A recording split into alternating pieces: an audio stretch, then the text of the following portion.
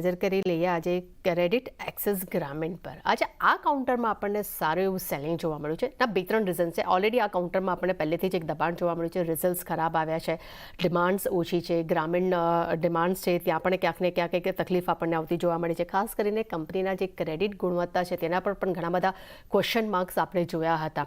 અને આજની અગર જો હું વાત કરું છું તો જે બ્રોકરેજ રિપોર્ટ આવ્યો છે ખૂબ જ નેગેટિવ આવ્યો છે, ખાસ કરીને ગોલ્ડમેન સેક્સ તરફથી.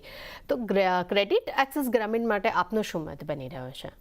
Definitely avoid. મને લાગે છે કે 860 જો બ્રેક કરશે, કે જે ઓલમોસ્ટ 2022 થી એક સપોર્ટ હતો, ત્યાં મે બી એક નાનો સપોર્ટ લીધો છે, પણ અગેન 860 જો બ્રેક કરશે તો મોટું સેલ ઓફ 600 સુધી જોવા મળશે.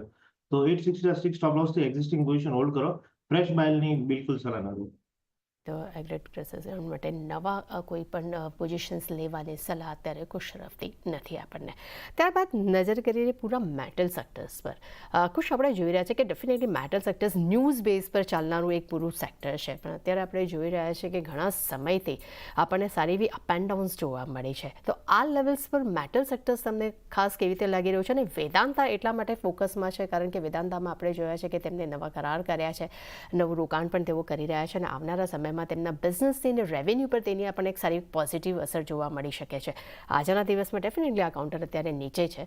તો મેટલ સેક્ટર્સ કેવું લાગી રહ્યું છે અને વેદાંતાને લઈને આપનો શું મત બની રહ્યો છે?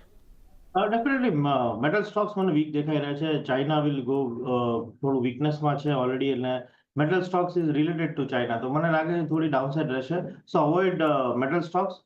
વેદાંતા છે, ઇન્ડાલ્કો છે, ત્યાં મારો બધે short future for short term. Definitely Vedanta is a good stock for holding long term, કારણ કે ઇન્વેસ્ટમેન્ટ ડિવિડન્ડ સારું આપે છે, બટ શોર્ટ ટર્મ માટે હું અવોઇડ કરીશ. ટૂંકા ગાળા માટે વેદાંતા માટે અવોઇડની સલાહ અહીંયા આપણને જોવા મળી રહી છે. અને ઓવરઓલ મેટલ સેક્ટર પણ ખુશ અને થોડું નેગેટિવ તરફ લાગી રહ્યું છે. પરંતુ લઈને